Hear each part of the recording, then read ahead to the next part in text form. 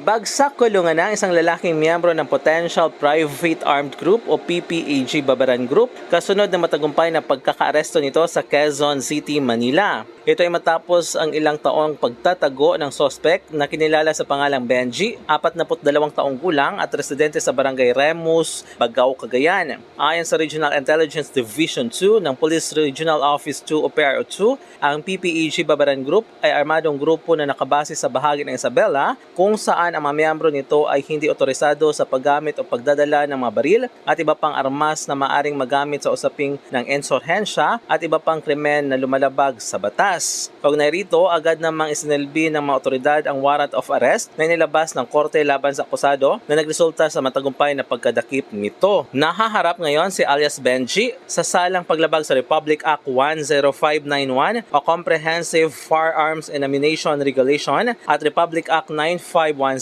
o Illegal Possession of Firearms. Pansamantala namang itong makalaya kung makapaglagak ng piyansang nagkakahalaga ng 120,000 pesos. Samantala, pinuri naman ni Police Brigadier General Christopher Berong, Regional Director ng PRO2, ang matagumpay na operasyon ng mga otoridad. Binigyang diin ito na sa pamamagitan ng pagkakahuli sa miyembro ng naturang grupo ay malaki ang potensyal upang maiwasan ang karahasan at iligal na aktibidad na maaring isagawa ng mga ito sa komunidad. Mula dito sa Cagayan, MJ De La Cruz para sa Radyo Alternatibo, Balita Nationwide.